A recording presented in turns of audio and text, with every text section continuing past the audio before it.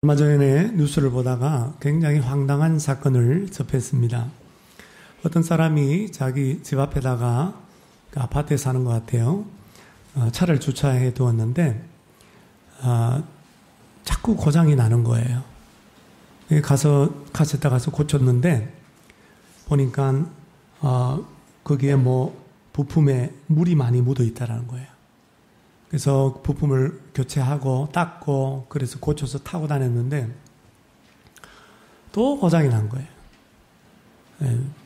한 번, 두 번이 아니라 여러 번 고장이 나니까 이상하다 싶어서 CCTV를 돌려봤더니 밤 11시부터 새벽까지 어떤 사람이 자기 차를, 그러니까 남의 차죠? 이 차주의 차량을 몰래 타고 다니는 거예요. 주차하다가 사고가 나서 그런지 키를 갖다가 차 안에다가 뒀나 봐요. 근데 그걸 키를 몰래 시동을 걸어가지고 계속 타고 다니는. 그러니까 CCTV 그게 다 찍힌 거죠. 그래 타고 들어와가지고 생수통을 연료 주입구에다가 휘발유 차량인데 물을 집어넣은 거예요. 블랙박스 녹화 영상도 다 지워버리고. 그러니까 자기가 탄 걸 숨기려고 이게 장기를 부린 거죠. 결국은 범인을 잡았는데 이웃집에 사는 분이었어요. 제가 이제 그걸 보면서 오늘 말씀을 준비하는데 범인이 자기 차량, 휘발유 차량에다가 물 집어넣겠습니까? 남의 차니까 쏘기려고 물을 집어넣지. 자기가 차고 다니는 차량에 휘발유를 안 넣고 물을 집어넣는 그런 어리석은 사람이 어디 있어요? 우리 성경에는 우리를 가리켜서 그릇에다가 많이 비유하고 있어요.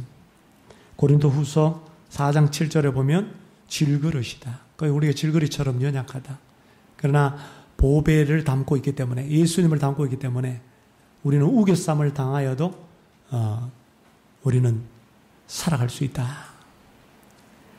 디모데후서 2장 21절에는 귀 쓰는 그릇은 깨끗한 그릇이다.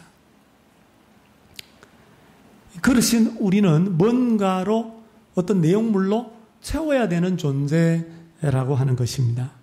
어리석게도 오늘날 많은 사람들이 나의 그릇에다가 일을 채워넣지, 취미 활동을 채워넣지, 가족을 채워넣고, 친구를 채우고, 술을 채우고, 쾌락을 채우고, 돈을 채우고, 권력을 채우고, 쇼핑을 채우고, 이와 같이 많은 것들로 질그릇에다가 가득 채우는데 아무리 채워도 만족이 없어요.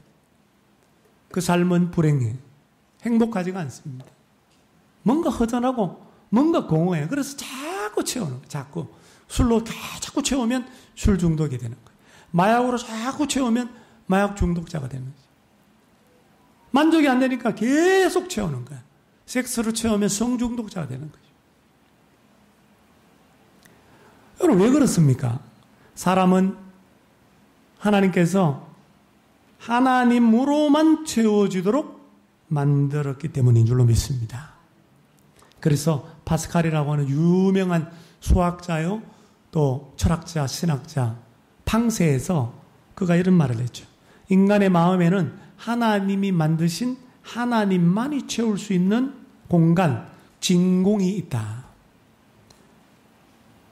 그러니까 그 진공, 그 빈 공간에는 하나님만을 채워야만 우리는 비로소 만족할 수 있는데, 행복할 수 있는데, 사람들은 하나님 말고 엉뚱한, 아까 기름을 안 넣고 물을 집어넣는 것처럼 어리석게도 엉뚱한 것을 자꾸 쏟아붓는다는 거죠.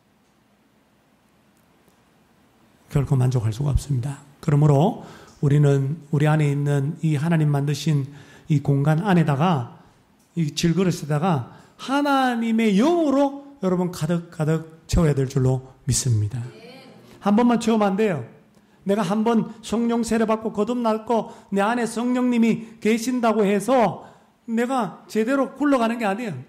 우리가 하나님이 원하시는 삶을 살려면, 원하시는 길을 걸어가려면 지치지 않아야 되는데, 지치지 않으려면, 계속 걸어가려면 에너지가 필요하는데 그 연료가 누구냐면 바로 성령 하나님입니다.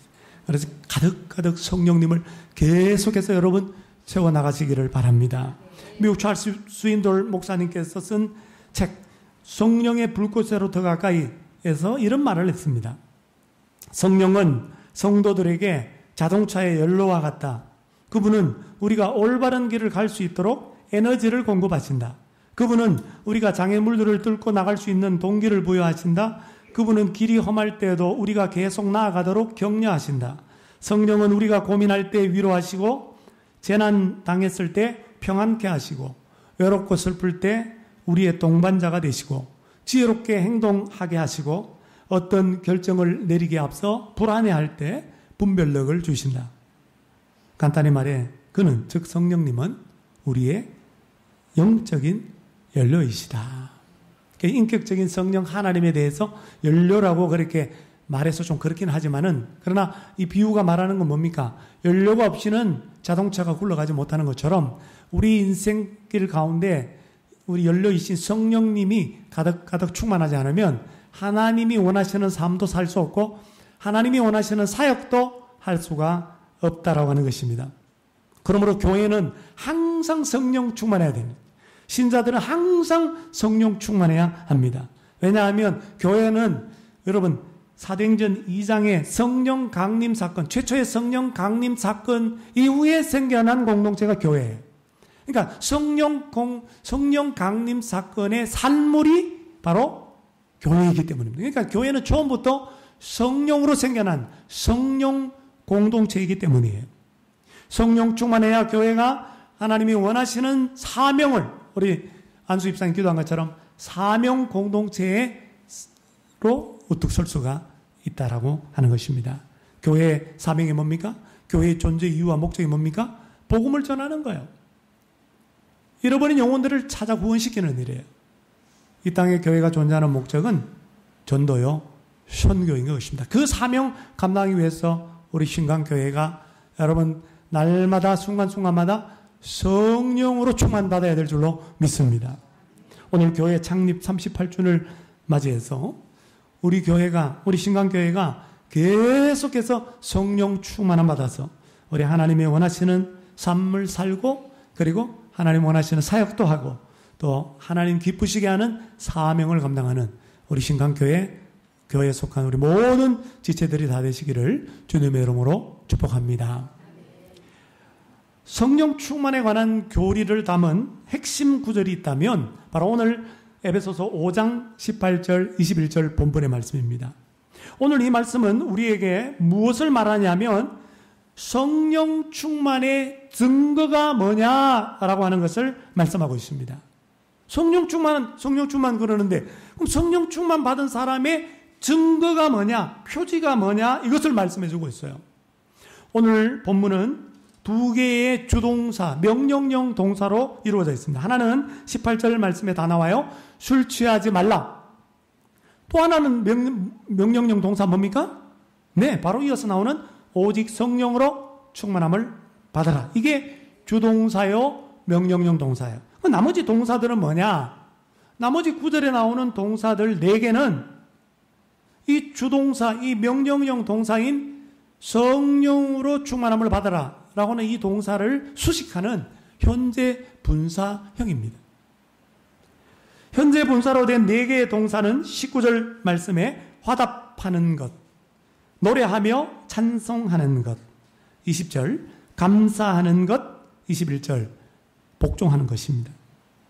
그러니까 성령으로 충만함을 받아라 라고 하는 이 명령을 하신 다음에 나오는 이 현재 분사형, 명령형 동사를 수식하는 이 보조동사 4개의 동사는 결국은 성령 충만하면 이런 증거가 나타난다 라고 하는 것을 우리에게 말씀해주는 단어입니다.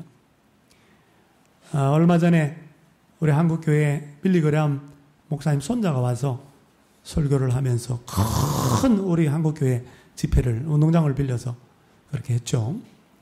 근데 빌리그램 목사님이 여의도 광장에 와서 복음을 전할 때 얼마나 많은 우리나라 사람들이 예수를 믿고 결신한지 몰라요. 진짜 놀라운 부흥이 일어났죠. 빌리 그레이엄 목사님 지금 돌아가시고 안 계시지만은 지금 빌리 그레이엄 목사님의 그 아들과 관련된 유명한 일화가 있습니다. 어느 날 아들과 아버지가 같이 이렇게 있는데 이 빌리 그레이엄 목사님 아들이 아버지에게 이렇게 질문을 던집니다. 아빠, 어떻게 제가 한 번도 본 적이 없는 성령 하나님을 믿을 수가 있습니까? 성부, 성자, 성령 하나님, 삼위일체 하나님을 믿어야 되는데 예수님, 하나님 아버지는 내가 그래도 좀 믿겠는데 보이지 않는 성령 하나님, 내가 한 번도 본 적이 없는 성령을 어떻게 믿을 수 있나요? 이렇게 물었어요. 그러자 아버지가 차를 운전해서 아들을 태우고 발전소로 간 거예요. 발전소. 그 발전소에 가서 이렇게 설명하는 거예요. 야, 우리가 전기를 보았기 때문에 전기를 믿는 것이 아니라 전기가 무슨 일을 하는지를 보았기 때문에 전기를 믿는 것이란다. 마찬가지로 사람들이 예수님께 순종하고 성령의 능력을 소유할 때에 사람들의 삶 속에 성령님이 무슨 일을 하시는지를 볼 수 있기 때문에 그 일을 보고 성령을 우리는 믿을 수 있는 것이란다. 여러분, 거듭난 사람에 대해서 디모데에게 설명할 때 성령으로 거듭난 거, 그거 어떻게 알 수 있어요? 성령은 바람과 같아요. 바람이 비유도 하잖아요, 예수님이. 그러니까 바람이 부는 걸, 바람이 존재하는 걸 어떻게 알아요? 나뭇가지가 흔드는 걸 보고, 아, 바람이 있구나. 바람이 하는 일을 통해서, 그 현상을 통해서, 아, 바람이 있구나. 바람이 능력이 있구나. 이걸 아는 것처럼 성령으로 거듭난 사람, 아, 성령은 보이지 않아. 그러나 거듭난 사람의 변화를 보면 성령이 계시는구나. 이거 알 수 있다. 예수님께서 그렇게 말씀하셨잖아요. 그렇습니다, 여러분. 성령은 우리 눈에 보이지 않습니다. 그러나 성령이 무슨 일을 하는지는 우리를 눈으로 우리는 볼 수 있어요. 성령이 하는 그 일이 바로 성령 충만의 증거이고 또 성령이 계시다라고 하는 증거인 줄로 믿으시기를 바랍니다. 자, 그렇다면 오늘 본문 속에서 성령 충만의 증거가 뭔지, 표지가 뭔지 네 가지를 함께 살펴보기를 원합니다. 첫째로 성령 충만의 증거는 영적인 교제가 풍성한 것입니다. 19절 말씀, 시와 찬송과 신령한 노래들로 서로 화답하며, 여기 서로 화답하며 영어 성경에 보니까 서로 말하며라고 돼 있어요. 이것이 무슨 뜻입니까? 앞에 나오는 시는 시편을 말해요. 찬송은 초대교회 당시에 불렀던 영광송을 말해요. 신령한 노래들은 성령의 영감, 성령의 감동에 의해서 만들어진 세상 노래와는 다른 찬송을 말해요. 시와 찬송과 신령한 노래들은 주로 예배 중에 불리우었습니다. 그러므로 시와 찬송과 신령한 노래들로 서로 말하며 라고 하는 뜻은 예배에 통하여 예배 가운데 서로 영적인 교제를 하며 라고 하는 뜻입니다. 예배 가운데 영적인 교제가 뭘까요? 병행 9절, 골로새서 3장 16절. 에베소서와 골로새서는 서신서 내용이 너무 닮았다고 그래서 쌍둥이 서신이라고 하는 별명이 붙어 있어요. 트윈 서신인데 이 에베소서에 이 서로 화답하며 이게 무슨 뜻인가? 정확하게 알 수 있는 비결은 병행 본문, 비슷한 본문 골로새서 3장 16절을 보면 알 수 있어요. 골로새서 3장 16절. 그리스도의 말씀이 너희 속에 풍성히 거하여 모든 지혜로 피차 가르치며 권면하고 시와 찬송과 신령한 노래를 부르며, 여기 시와 찬송과 신령한 노래를 부르며, 이게 나오잖아요. 그죠? 똑같이 나오는데 에베소서에 나오지 않는 말씀이 그 앞에 나와요. 뭐냐면 피차 가르치며 권면하고. 뭘 가르쳐요? 말씀. 너희 안에 풍성히 거한 예수님의 말씀, 하나님의 말씀으로 가르치고 배우고 권면하고 권면받는 것. 아, 성령 충만의 증거로서의 영적인 교제가 뭐냐? 그것은 바로 예배를 통해서 하나님께서 주신 그 말씀을 성도들이 함께 나누는 것. 서로 그 말씀으로 가르치고 배우고 서로 권면하고 권면받는 것을 말하는 것입니다. 서로 말하며 서로 화답하며, 즉 이 영적인 교제는 서로 잡담하는 게 아니에요. 여러분, 우리가 모여서 함께 교회 안에서 잡담하는 게 아닙니다. 뭐 세상이 어떻게 돌아가나, 정치가 어떻고 뭐 스포츠가 어떻고 그런 이야기 하는 게 아니에요. 그게 영적인 교제가 아니에요. 하나님의 말씀을 가지고 그 말씀에 비추어서 내 삶을 나누는 거예요. 이게 영적인 교제예요. 여러분, 교제의 중심은 성령이에요. 우리 성령의 교제가 풍성하게 일어나는 것은 성령 충만할 때 가능한 거예요. 여러분들이 성령 충만하면 잡담할 시간이 없어요. 하나님의 말씀을 가지고 내 삶에 비추어서 서로 가르치고 서로 간증하고 서로 권면하고 권면받는 것이 일어나는 것이에요.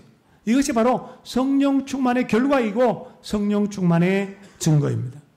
그러므로 여러분, 셀 예배가 굉장히 중요합니다. 여러분, 저는 셀 리더들을 목회자라고 생각합니다. 여러분들이 셀 교회를 담당하고 있는 목회자예요. 셀 예배 가운데 주일 예배, 공예배를 통해서 주신 하나님의 그 말씀을 가지고 교제하는 거예요. 여러분, 주일 예배 가운데, 공예배 가운데 예배를 통해서 지금 여러분은 서로 상호간에 어떤 교제가 일어나고 있습니까? 예배 시작 전에 와서 인사하고 이 정도. 마지막에 하나님은 당신을 사랑하십니다. 축복송 해주고 얼굴 한번 보고 뭐 이 정도로 교제로 끝나는 거 아니겠습니까? 진정한 교제는 거기 한계가 있는 거예요. 진정한 영적인 교제, 성령의 교제는 셀레벨 가운데 일어나는 거예요. 이 셀레벨을 통해서 성도들이 함께 말씀을 나누고 잡담하는 것이 아니라 말씀으로 가르치고 배우고 권면하고 권면 받을 때에 이 영적인 교제가 풍성하게 일어나는 것이에요. 그게 영적인 교제예요. 같이 뭐 먹고 마시고 놀고 뭐 재밌게 지내는 거, 이게 교제가 아니에요, 여러분. 사랑하는 여러분, 그러므로 셀 예배를 잘 들으시기를 바랍니다. 성령 충만함을 받으셔야 돼요. 성령 충만함을 받을 때에 셀 예배가 즐거운 거예요. 셀 예배가 기쁜 거예요. 셀 예배가 기다려지는 거예요. 이 셀 예배 가운데 시와 찬송과 신령한 노래들로 서로 화답하시기를 바랍니다. 피차 하나님의 말씀으로 가르치고 배우고 권면하고 권면받는 이 영적인 교제를 풍성히 나누시기를 바랍니다. 예배 가운데 영적인 교제가 풍성히 일어나는 것, 이것이 바로 첫 번째 성령 충만의 증거입니다. 두 번째 성령 충만의 증거는 전심으로 예배 드리는 것입니다. 19절 하반절에 볼까요? 너희의 마음으로 주께 노래하며 찬송하며. 헬라어 문법은 주어와 동사의 수가 일치되어야 됩니다. 그 주어가 단수면 복수 동사를 쓰면 안 돼요. 주어가 단수면 동사도 단수해야 돼요. 그러니까 단수 동사가 있다니까요. 주어가 복수면 단수 복수를 써야 되는 거예요. 복수 그 동사를 써야 되는 거예요. 그러니까 오늘 성경에 보니까 19절 하반절에 나오는 현재 분사로 되어 있는 노래하다, 찬송하다는 다 복수형 동사로 헬라어에 써야죠. 그러면 주어가 뭐라는 거예요? 주어도 복수라는 거예요. 그래서 우리나라 말 성경에도 너희라는 라고 주어가 어느 정도 제시되고 있지 않습니까? 그러니까 너희, 즉 오늘 에베소 공동체, 에베소 교회가 노래하며 찬송하며, 그건 뭘 말해요? 공예배를 말하는 거예요. 지금 뭐 여러분 주일 예배 드리고 있잖아요. 이걸 공예배라고 그래요. 공예배. 개인적으로 내가 하나님을 노래하고 찬송하고 예배 드리는 것이 아니라 공동체적으로 노래하고 공동체적으로 하나님께 찬송하고 예배 드리는 것을 말하는 거예요.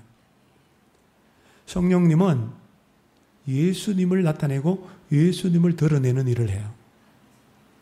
성령님은 아들 예수 그리스도를 영화롭게 하기를 원하세요. 그래서 예수님께서 제자들에게 성령에 대해서 말씀하시면서 이런 말씀을 하십니다. 요한복음 16장 14절, 그가, 즉 성령님이 내 영광, 그리스도의 영광을 나타내리니 내 것, 예수 그리스도의 것을 가지고 너희에게, 제자들에게 알리시겠습니다. 성령님이 예수님으로부터 받아가지고 그걸 가지고 알려주는 거예요. 누구를? 예수 그리스도가 어떤 분인지, 예수 그리스도의 영광을 드러내주는 거예요. 성령님은 지금도 예수님을 그의 백성들, 하나님의 자녀들에게 드러내시고 나타내셔서 그의 백성들, 그의 자녀들이 예수님을 기뻐하고 찬양하도록 인도하십니다. 예배케 하십니다. 여기 마음으로라는 단어는 전심으로라는 뜻이에요. 뭘 말합니까? 예배의 자세를 말해요. 그래서 배경본문 골로새서 3장 16절 하반절에 보면 감사하는 마음으로 하나님을 찬양하고, 거기 감사하는 마음 관주에 보니까 은혜로 번역할 수 있다라고 되어 있어요. 그러니까 우리의 예배의 자세가, 성령 충만한 사람의 예배의 자세가 달라요. 감사하는 마음으로 예배를 드리고 전심으로 예배하는 거예요. 은혜로 예배를 하는 거예요. 은혜로. 성령 충만한 사람은 공예배를 사모합니다. 벌써 주일이야? 이게 아니라 왜 이렇게 주일이 안 와? 주일 예배 언제 드려? 예배를 사모합니다. 예배드림이 나에게 기쁨이 됩니다. 전심으로 예배를 드려요. 하나님의 임재 연습이라는 책을 쓴 로렌스 형제, 파리의 갈멜회 평수사로 가입해서 그가 40년 동안 뭘 했냐면 식당의 꾸준히 일을 했어요. 설거지하고 요리하고 이런 일을 했는데, 이분이 하나님의 임재를 그런 식당의 꾸준히 일을 하면서 느끼는 사람이었어요. 여러분, 하나님의 임재를 느끼는 사람은 성령 충만한 사람인 줄로 믿습니다. 설거지하면서도 하나님의 임재를 느끼는 거예요. 예? 여러분, 가정주부들 잘 들으십시오. 설거지하면서도 여러분 하나님의 임재를 느낄 수가 있어요. 그러니까 하나님께 예배 드릴 수가 있단 말이에요. 하나님께 기도할 수 있어요. 그래서 이분이 이런 말을 했어요. 뭐라고 말하는지, 이분이 임종할 때에 사람들이 물어봤어요. 하나님과 동행하는 사람이라고 그렇게 칭찬을 하니까 사람들이 물었어요. 로렌스 형제요, 지금 이 죽음 직전인데 당신은 지금 무엇을 하고 있습니까? 그때 로렌스 형제가 하는 말이, 나는 내가 영원히 행하려고 계획한 일을 하고 있습니다. 그것은 하나님을 예배하는 것입니다. 내가 죽는다고 해도 나의 일을 바꾸지 않을 것입니다. 나는 이 땅에서 40년 동안 하나님을 예배했습니다. 천국에 가더라도 나는 지금 하고 있는 이 일을 계속할 것입니다. 그는 성령 충만한 사람이었어요. 왜냐하면 지난 40년 동안 전심으로 설거지하면서 예배를 드렸어요. 요리를 하면서 예배를 드렸어요. 청소를 하면서 예배를 드렸어요. 임종 직전에도 그가 영원히 행하려고 계획한 일, 그게 뭐예요? 예배하는, 이 예배하는 것을 계속하고 있기 때문이에요. 천국 가서도 그 예배하는 일을 계속할 것이라고 말했기 때문이에요. 그래서 그는 성령 충만한 사람, 하나님과 동행한 사람이었던 것입니다. A.W. 토조 목사님이 쓴 책 보혜사에 보면, 여러분, 성령 충만한 교회를 싫어하는 신자들이 있다는, 교인들이 있다는 거예요. 저는 교인과 신자들을 구분하는데 교인들이 있어요. 교회만 다니는 사람, 교인들이 있다는 거예요. 어떤 교인들이냐면, 몇 가지 교인들이 있는데 언제 나중에 한번 소개시켜 드릴게요. 그 중에 한 교인이 어떤 교인이냐면 재미로 교회 다니는 사람이다. 그러니까 교회 다니면서 뭐 좀 재밌는 거 없나? 오늘 교회 창립주일인데 뭐 좀 재밌는 거 없나? 만나는 거 없나? 오늘 뭐 특별한 거 없나? 없네. 오늘 재미없어. 이렇게 생각하는 교인들은 성령 충만한 교회를 싫어한대. 여러분, 이게 말이 안 되는 이야기 같지만 그런 교인들이 있다라는 거예요. A.W. 토조 목사님 목회하는 가운데 발견했어요.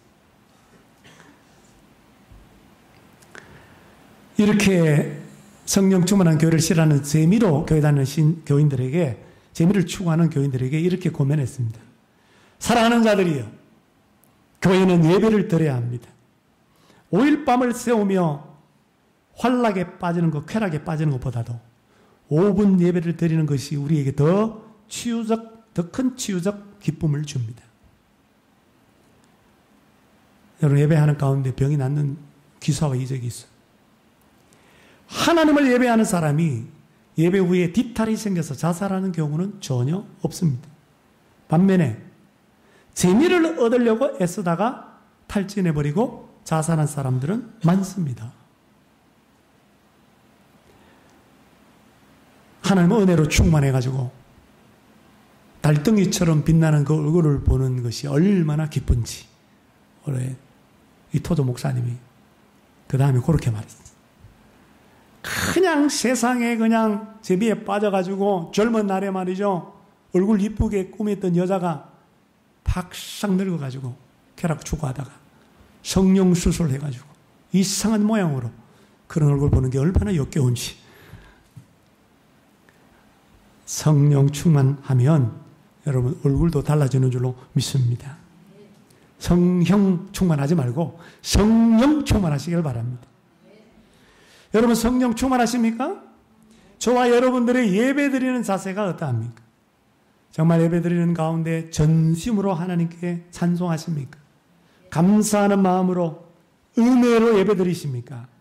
성령 충만하셔서 전심으로 예배드리시길 바랍니다. 감사하는 마음으로 예배드리시길 바랍니다. 은혜로 예배드리시길 바랍니다. 성령 충만의 증거 두 번째는 전심으로 예배드리는 거예요. 세 번째 증거는 항상 감사하는 것입니다. 20절 말씀. 범사에 우리 주 예수 그리스도의 이름으로 항상 아버지 하나님께 감사하며 표준 세번역으로 읽어드립니다. 모든 일에 늘 우리 주 예수 그리스도의 이름으로 하나님 아버지께 감사를 드리십시오.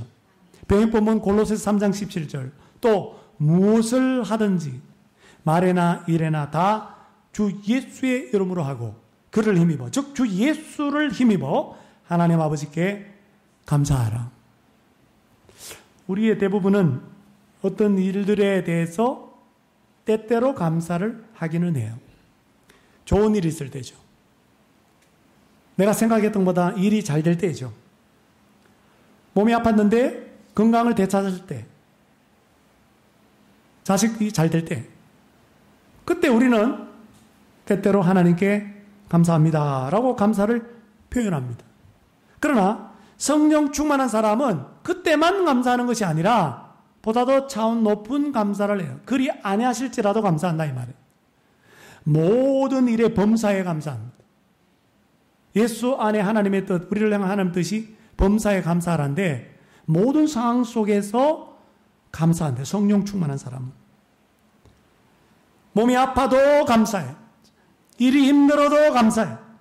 자식이 속을 썩어도 감사해. 돈을 못 벌어도 감사해. 아멘이 점점 줄어드는 것 같아요. 일이 잘 안 풀려도 감사해. 성령 충만한 사람은 그렇다 이 말이에요. 사도 바울과 신라가 복음을 전하다가 억울하게 매맞고 고소고발 당해가지고 매맞고 지하 감옥에 갇혀서 하나님께 찬송을 불렀다는 거예요. 여러분 찬송은 감사 아니겠습니까? 억울하게 감옥에 갇혔는데 감사하고 찬송한 것. 그들이 성령 충만함을 받았기 때문에 그게 가능한 거예요. 그래서 성령 충만한 사람은 예수님과 하나가 되어 있기 때문에 포도나무 가지처럼 연합이 되어 있기 때문에 우리 주 예수 그리스도의 이름으로 감사하고 우리 주 예수 그리스도를 힘입어 감사하는 것입니다. 흑인 노예를 팔아가다가 돈 버는 게 꿈이었던 노예 상선 선장이었던 존 뉴턴, 어메이징 그레이스, 나 같은 죄인 살리신, 영국의 윌버포스의 멘토이기도 한 영국의 노예 해방 운동을 했던 정치인이 윌버포스인데요. 윌버포스랑 존 뉴턴 목사님하고 굉장히 각별했습니다. 옛날에 본 영화가 생각이 나는데 그 존 윌버포스 일대기 영화인데 존 뉴턴 목사님이 나와요. 그냥 교회에서 마당을 쓸고 청소를 하고 있을 때 윌버포스가 와서 이 노예를 해방시켜야 되는데 이게 기득권자들, 그러니까 이걸 노예를 통해서 돈을 받는 사람들의 압력 때문에 이 노예 해방 이게 표결에 붙여도 이게 안 되는 거예요. 너무 고민이 돼가지고 찾아와서 상담을 하는 그런 모습이 영화에 나오더라고요. 존 뉴턴이 우리가 아는 대로 거듭난 이후에 39살 나이에 영국 버킹엄셔 올리 교회의 부교육자가 되고 또 나중에 담임 목회자가 되어서 16년 동안 그 교회에서 말씀을 전해요. 물론 그 이후에 또 다른 교회에서도 계속 목회를 했지만 그는 설교에서 이렇게 간증했습니다. 술을 취한 사람, 탕자는 저에 비하면 죄인도 아닙니다. 저는 이 세상 사람들 사이에서 악으로 가장 높아지려는 욕망을 가지고 있었습니다. 저의 형편없음보다 하나님의 은혜는 더욱 크고 앞으로도 항상 그럴 것입니다. 제가 과거에 노예 무역상이었다는 사실과 그때 하나님께서 제게 베풀어 주신 은혜를 감사하지 않은 날이 하루도 없습니다. 저는 하나님이 제게 베푸신 은혜에 감사할 따름입니다. 여러분, 그는 감사하지 않은 날이 없어요. 왜 그렇습니까? 예수 그리스도의 은혜를 힘입어 나 같은 죄인 구원받고 목회자가 돼서 주의 복음을 전하는 자가 되었으니 얼마나 그 은혜가 큽니까? 지난날의 과거의 죄악된 모습보다도 형편없는 자신의 모습보다도 더 큰 은혜에 사로잡혀서 그는 그런 말을 했죠. 유명한 말이잖아요. 내가 나이가 들어서 치매가 걸려도 두 가지는 내가 잊지 않는다. 하나는 예수님께서 날 대신해서 십자가에 죽으신 것과 또 하나는 하나님께서 나를 사랑하셔서 예수님 보내주시고 나를 살려주신 것, 구원해 주신 것.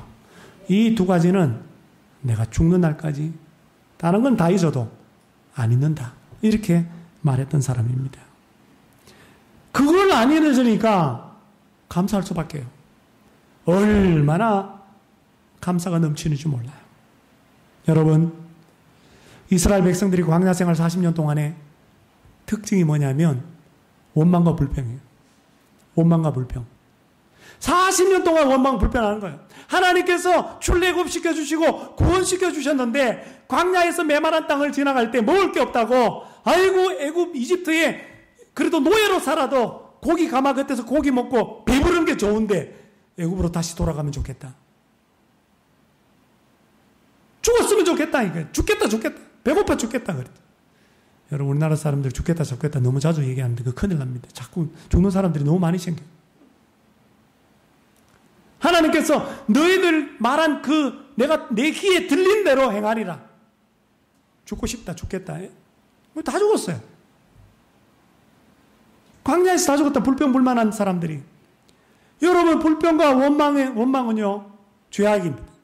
왜냐하면 하나님의 약속의 말씀, 가나안 땅 약속의 땅으로 인도하는데 그 약속의 땅에 대한 믿음, 그 믿음이 없는 거예요. 하나님이 인도하신다라고 하는 그 능력, 그 하나님의 능력에 대한 믿음이 없는 거예요. 출애굽하신 우리를 사랑하신 하나님, 또 가나안 땅까지 약속의 땅까지 인도하실 하나님, 광야 생활 가운데도 지켜주시는 그 사랑의 하나님을 믿지 못하는 그 불신의 표시가 불평과 원망으로 나타났던 것입니다. 불평과 원망은 성령 충만하지 않은 증거예요. 그러나 때때로가 아니라 모든 일에 범사에 늘 언제나 감사하는 것은 성령 충만의 증거인 줄로 믿습니다. 사랑하는 여러분, 지금 여러분의 입에 불평이 나오려고 그럽니까? 아니면 감사가 나오려고 그래요?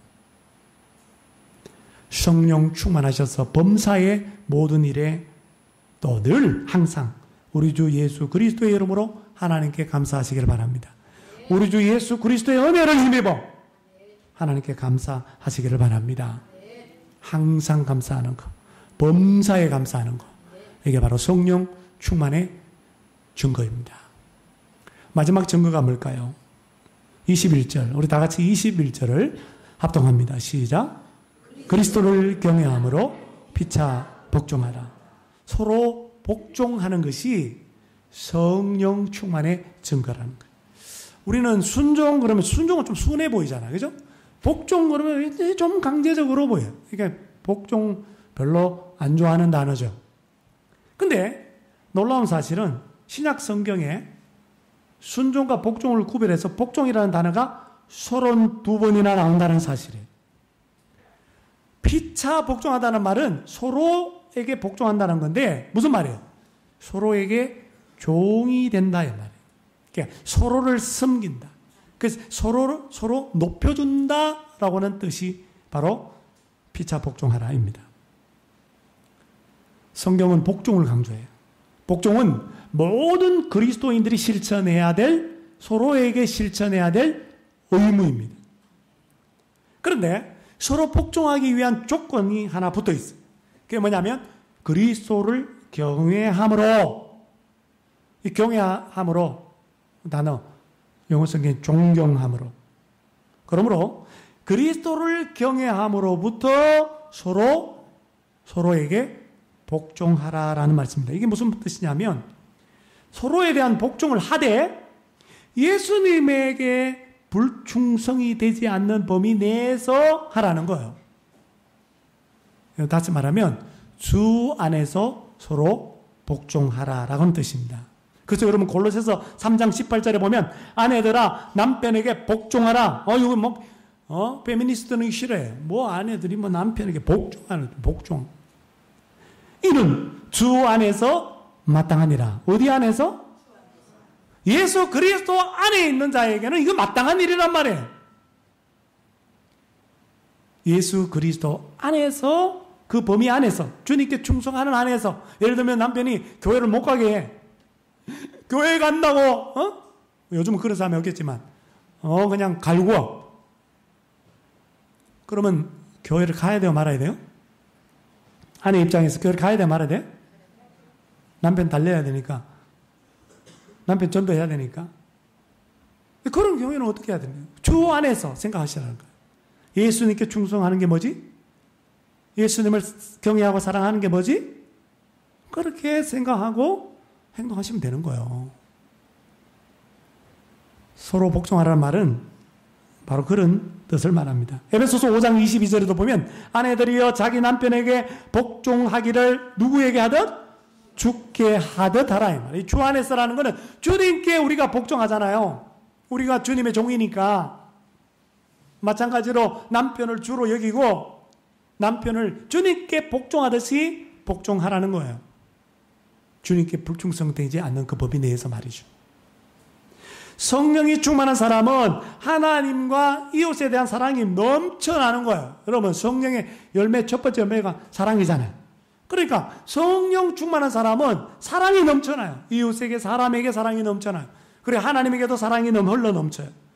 그래서 자기 자신과 다른 사람들의 삶에 역사하시는 하나님을 신뢰할 뿐만 아니라 자기를 주장하기보다는 나를 자꾸 내세우는 사람이 있어요. 성령 충만한 사람 아니에요. 내가 왕년은 내가 해야 돼. 내가 나는 어떡하라고. 성령 충만한 거 아니에요? 나를 주장하기보다는 성령 충만한 사람의 특징은 다른 사람을 배려하고 다른 사람을 자꾸 섬기려고 그러고 다른 사람을 자꾸 높여주려고 합니다. 그러니까 늘 성령 충만한 사람은 겸손한 태도를 견지하면서 서로에게 복종하는 거예요. 하나님뿐만 아니라 사람들 앞에서도 늘 겸손해요. 그렇다고 해서 성령 충만한 사람이 어떤 악한 일이나 핍박과 박해 앞에서 무력한 태도를 취하거나 비굴하지는 않습니다. 그는 진리를 수호하는 일에 있어서는 절대로 타협하지 않아요. 목이 칼이 들어와도 타협하지 않습니다. 매우 단호한 태도를 취합니다. 성령 충만한 사람. 여러분 사도행전을 읽어보시면 아시잖아요. 초대교회 때 얼마나 복음을 전한다고 핍박을 많이 받았어요. 그러나 사도들이 그런 핍박 가운데서도 담대하게 복음을 나가서 또 전하잖아요. 두들겨 맞고 죽었다가 다시 그 성 안으로 들어와가지고 또 복음을 전하잖아요. 다 성령 충만하기 때문에 그게 가능한 거죠. 이것이 서로 복종하는 것입니다. 여러분, 성령 충만한 사람은요, 성령 충만한 다른 신자들과 함께 주의 일을 하는 것을 굉장히 기뻐해요. 이게 서로 복종하는 모습이에요. 그러므로 서로 복종하는 것은 연약한 게 아니라 나약한 게 아니라 서로 복종하는 것은 오히려 강력해지는 비결이에요. 사랑하는 여러분, 서로 복종하고 계십니까? 서로 높이고 계세요? 서로 섬기고 계십니까? 성령 충만하셔서 예수님을 경외함으로 서로 복종할 수 있기를 바랍니다. 서로 섬길 수 있기를 바랍니다. 서로 높여주시기를 바랍니다. 서로 복종하는 것, 이것이 성령 충만의 네 번째 증거입니다. 오늘 이 네 가지의 증거를 보면서 첫 번째, 네 번째 증거, 교제, 복종은 누구를 향하는 거예요? 사람을 향하는 거예요. 그러니까 사람과의 바른 관계에 해당되는 것이죠. 네 가지 증거 가운데 두 번째, 세 번째 증거인 전심으로 예배하고 항상 감사하는 것은 누구를 향하는 거예요? 그렇죠. 하나님을 향하는 거예요. 그러니까 하나님과의 바른 관계에 해당돼요. 그러니까 우리가 성령 충만에 대해서 오해하는 게 뭐냐면 뭐 성령 충만하면 뭐 갑자기 힘이 불끈 솟아나가지고 무엇이든지 다 할 수 있는 것처럼 생각하는데 그게 아니에요. 그게 성령 충만이 아니에요. 성령 충만한 사람이 뭐 신비로운 어떤 체험이 있는 사람이라고 생각하는데 그게 아니에요. 뭐 구름이 떠다니는 것처럼 막 이렇게 행동하는데 그게 성령 충만이 아니에요. 성령 충만한 관계예요. 관계. 바른 관계. 위로 하나님과의 바르고도 친밀한 관계. 옆으로 사람과도 친밀하고도 올바른 관계를 맺고 살아가는 그것이 바로 성령 충만의 증거인 줄로 믿습니다. 사랑하는 여러분, 오늘 교회 창립주일을 맞이해서 여러분들 오늘 말씀에 비추어서 곰곰이 눈을 감고 묵상하는 가운데 이 두 관계를 한번 점검해 보십시오. 하나님과의 바른 관계를 맺고 있는가? 사람과의 바른 관계를 맺고 살아가고 있는가? 과연 나는 성령 충만한 신자인가? 자문해 보셔서 오늘 말씀대로 성령 충만함을 위해서 우리 기도하는 우리 모두가 되시기를 주님의 이름으로 축원합니다. 성령이